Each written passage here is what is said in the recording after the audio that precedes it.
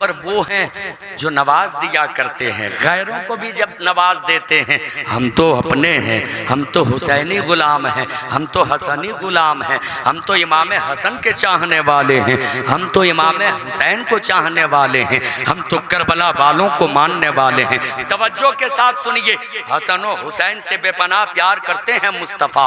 ये कभी मुस्तफ़ा की गोद में खेलते रहे, कभी फातिमा की गोद में खेलते रहे, कभी अली मुश्किल कुशा के कांधे पे सवार होते रहे, कभी फातिमा के आगोश में पलते रहे। जमाना गुजरता गया, जमाना गुजरता गया। वो नवासे जिनसे नबी इतना प्यार करते, इतनी मोहब्बत करते, कभी नबी सजदे में होते, पुष्ट पे हसन हो या हुसैन हो, उस वक्त तक नबी सजदे से सर न उठाते जब तक ये नवासे अपनी मर्जी से उतर न जाते। सिबते नबी है, पुष्टे नबी पर और सजदे की हालत है। आका ने तस्बीह बढ़ा दी, बेटा ही कुछ ऐसा है। इन दोनों शहजादों से इतना प्यार करते हैं। वक्त गुजरता गया, वक्त गुजरता गया, वक्त गुजरता गया। एक ऐसा वक्त आता है कि दमिश्क के तख्त पर अमीर माविया के बाद यजीद नामी शख्स काबिज होता, यजीद नामी शख्स काबिज होता है। जैसे ही यजीद दमिश्क के तख्त पर काबिज हुआ है, उसने एक खत लिखा है मदीने के गवर्नर वलीद के नाम। तवज्जो का तालिब, मदीने के गवर्नर वलीद के नाम एक खत लिखा है। उस खत में लिखा था, अमीर माविया का इंतकाल हो चुका है, अब तख्त नशीं यजीद हो चुका है। यजीद के लिए हुसैन का हाथ चाहिए है, यजीद के लिए हुसैन से बेअत चाहिए है। जैसे ही इतना लिखा, उस हुक्मनामे को पाते ही अब मदीने का गवर्नर वलीद ने हुसैन इब्ने अली को गवर्नर हाउस में बुलाया। मौला हुसैन को जब गवर्नर हाउस में बुलाया गया है, आका हुसैन का तेवर ने कहा था, वलीद क्या चाहते हो, क्यों तुमने तलब किया? मदीने का गवर्नर वलीद कहता है, अमीर माविया का इंतकाल हो चुका है, यजीद तख्त नशी हो चुका है, अब वो आपसे बेअत मांगता है, आपका हाथ तलब करता है। मेरे इमाम का तेवर ने कहा था, वलीद मैं कोई आम नहीं हूँ, इस वक्त कायनात में दूसरा कोई हुसैन नहीं है, इस वक्त कायनात में दूसरा कोई हुसैन नहीं है। मैं नबी का शहजादा हूँ, मेरे रगों में अली का खून दौड़ रहा है, मेरे रगों में फातिमा का खून दौड़ रहा है। बंद कमरे में मैं तेरे कहा कैसे मान सकता हूँ? तमाम लोगों से मुखातब होकर कहो तब मैं कोई फैसला लूंगा। मेरे इमाम ने एक तरह से इनकार किया है, मेरे इमाम वापस पलट कर अपने घर गए हैं। यहाँ ठहर के मैं एक बात आपसे पूछना चाहता हूँ, जरा ये तो बताइए, क्या मदीना शहर में और भी आदमी नहीं थे? मदीने में और भी लोग नहीं थे? शहर क्या लोगों से खाली था? नहीं नहीं, मदीना भरा पड़ा हुआ था। मदीने में ढेर सारे लोग बसे हुए थे, मदीने में ढेर सारे अफराद बसे हुए थे। मदीना शहर खाली नहीं था, सिर्फ हुसैन इब्ने अली ही मदीने में नहीं थे, मदीने में और भी लोग थे। मैं आपसे पूछना चाहता हूँ, जब मदीने में और भी लोग थे तो यजीद ने सबसे पहले हुसैन इब्ने अली का हाथ क्यों मांगा? यजीद ने सबसे पहले हुसैन इब्ने अली का हाथ क्यों मांगा? मदीने में लोगों की कमी नहीं थी, मदीने में लोगों की कमी नहीं थी, औरों से हाथ का मुतालबा किया जा सकता था, सबसे पहले हुसैन इब्ने अली से क्यों? तो सुनो मेरे मिल्लत के नौजवानों, यजीद अगरचे बदबख्त था, लेकिन उसे इतना मालूम जरूर था कि पूरी दुनिया मेरी मजम्मत करे, पूरी दुनिया मेरी मुखालिफत करे, इससे कोई फर्क नहीं पड़ता, इसलिए कि पूरी दुनिया मिलकर जिसे बादशाह नहीं बना पाती है, तन्हा हुसैन उसे बादशाह बना देती है। इसलिए सबसे पहले हुसैन इब्ने अली से बेअत का मुतालबा किया गया। मेरे इमाम जाते हैं कहाँ? अपने घर, और घर में जाके अपने घर वालों से कहते हैं, लगता है अब प्यारा शहर छोड़ने का वक्त आ चुका है, लगता है अब मदीने से सफर करने का वक्त आ चुका है। ये कौन शहर छोड़ने की बात कर रहे हैं हुसैन? ये मदीना छोड़ने की बात कर रहे हैं, शहरे नबी छोड़ के जाने की बात कर रहे हैं। आज अय्याम हज में पूरी दुनिया से लोग जाते हज करने, काबे का तवाफ करते, गिलाफे काबा को कभी सीने से लगाते, कभी हजरे अस्वद का बोसा देते, कभी रुकने यमानी रुकने शामी के दरमियान खड़े होकर दुआएं करते, कभी मकामे इब्राहिम में नमाजें अदा करते, कभी वकूफे मुज़दलिफा करते, कभी वकूफे अरफात करते, कभी रमी के जमरात करते, कभी सही करते। अय्याम हज में पूरी दुनिया से हुज्जाज आया करते हैं। तवज्जो के साथ सुनिए, उसके बाद जब हाजी हज कर लेता है, काबे का तवाफ कर लेता है, हजरे अस्वद का बोसा दे लेता है, मकामे इब्राहिम में नमाजें अदा कर लेता है, जी भर के गिलाफे काबा को सीने से लगा लेता है, जी भर के हजरे अस्वद को बोसा दे लेता है, रमी के जमरात कर लेता है, अरकाने हज अदा कर लेता है, फिर हाजियों के कानों से आवाज टकराती है, हाजियों तूने अरकाने हज अदा कर लिए हैं, अब चलो चलो बारी आ गई है, चलो चलो रहमतुल लिल आलमीन की बारगाह में हाजिरी लगाने की बारी आ चुकी है, चलो चलो शफीउल मुज़निबीन की बारगाह में हाजिरी लगाने की बारी आ चुकी है।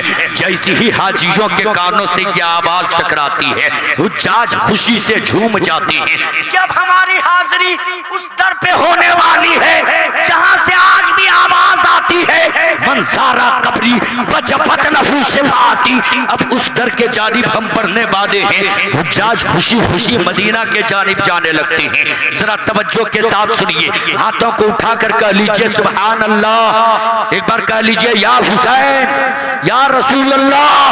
हुज्जाज जाने लगते हैं मदीना के जानिब, खुशी का ठिकाना नहीं रहता है। अलहाज इस्लाम नूरी साहब, मुफ्ती इस्लाम नूरी साहब जब हज के लिए गए होंगे, जैसे ही मक्कतुल मुकर्रमा से मदीना गए होंगे, मदीना जब कोई हाजी जाता है, इन्होंने अपनी आंखों से देखा होगा, ये खुद भी गए हैं, खुद भी महसूस किए होंगे कि जैसे ही मदीने में हाजिरी होती है, गुलामाने रसूल की जैसी ही मदीने में हाजिरी होती है, सहम सहम के गुलाम कदम रखता है, धीरे धीरे गुलाम कदम रखता है, कहीं कोई बेअदबी ना हो जाए, कहीं कोई गुस्ताखी ना हो जाए, सहम सहम के कदम रखता है। और क्यों ना सहम सहम के कदम रखे, वो भी हरम की जमी है। सरकार आला हजरत फरमाते हैं, हरम की जमी और कदम रख के चलना अरे सर का मौका है। हो जाने वाले हुज्जाज जब मदीना मुनव्वरा में जाते, सहम सहम के कदम रखते, धीरे धीरे कदम रखते, संभल संभल के कदम रखते, फिर कभी जालिए, फिर कभी कब्र अनवर के करीब जाते हैं, फिर कभी सुनहरे जालियों का बोसा देते हैं, अगर किस्मत में साथ दिया तो कभी रियाजुल जन्ना में हाजिरी देते हैं। जब वो 8 या 10 दिन मदीने में रह लेते, मुकद्दस मकामात में जाके हाजिरी लगा लेते, तब कोई आके कहता है हाजी से, हाजी साहब अब चलो अपना वतन वापस आने का वक्त आ चुका है, मुल्क वापस पलटने का वक्त आ चुका है, वतन मालूफ के जानिब सफर करने का वक्त आ चुका है। जैसे ही हाजी से कोई आके इतना कहता है, खुदा की कसम वो हाजी जो 8 या 10 दिन तक मदीने में था, जब तक था बड़ा खुश था, खुशियों का कोई अंदाजा ना था। जैसी ही खबर ये पहुंचती है, जैसी ही ये खबर आती है कि अब आपको अपना मुल्क वापस पलट कर जाना है, हाजियों की आंखें अश्कबार हो जाती हैं। क्यों आप कम कर रहे हो यार, थोड़ा बढ़ाओ ना। हाजियों की आंखें अश्कबार हो जाती हैं, सावन भादों की तरह आंखें बरसने लगती हैं, आंखें रोने लगती हैं कि अब मैं मदीना छोड़ के जा रहा हूँ, रोज़ाए रसूल को छोड़ के जा रहा हूँ। हाजी के करीब जाके कोई पूछता है, जरा ये तो बताइए हाजी साहब, सावन भादों की तरह आपकी आंखें बरस रही हैं, आंखें अश्कबार हैं, आप घूर घूर के कभी रोज़ाए रसूल के जानिब देख रहे हो, पलट पलट कर कभी गुंबद खजरा के जानिब देख रहे हो, मामला क्या है, इतना रो क्यों रहे हो, इतने आंसू क्यों बहा रहे हो? हाजी साहब जवाब देते हैं, फुरकते मदीना में रो रहा हूँ, मदीने की जुदाई रुला रही है। फिर हाजी साहब से कोई पूछता है, जरा ये तो बताइए हाजी साहब, मदीने में आपका कोई रिश्तेदार है, मदीने में आपका कोई रिश्तेदार है?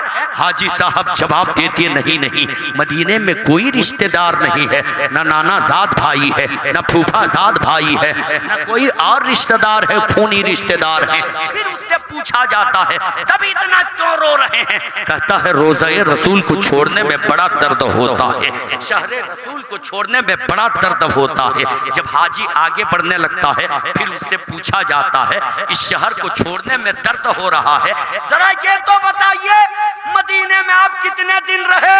क्या 10 साल रहे, 20 साल रहे, 25 साल रहे?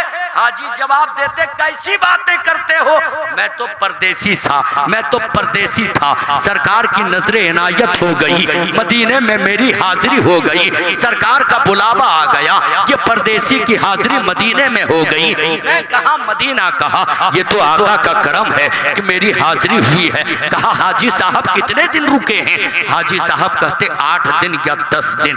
फिर मैंने पलट कर हाजी साहब से पूछा 8 या 10 दिन में आप इतना रो रहे हो जाते हुए, ऐसा महसूस होता है कि आपके घर के कोई फर्द दुनिया छोड़ के चले जाएं, तब भी आप उतना ना रोएंगे जितना मदीना छोड़ने में रो रहे हो, जितने मदीने की जुदाई में रो रहे हो। ये रोना कैसा है? वो हाजी साहब कहते हैं दिल है जिसे मैं मदीने में छोड़ कर जा रहा हूँ, दिल है कि मानता नहीं है, आंखें हैं कि बरस रही हैं, फुरकते मदीना में रो रहा हूँ, मदीने की जुदाई में रो रहा हूँ।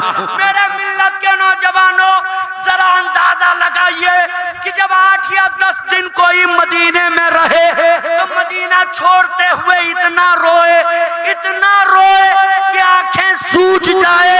फिर हुसैन को मदीना छोड़ने में कितना दर्द हुआ होगा।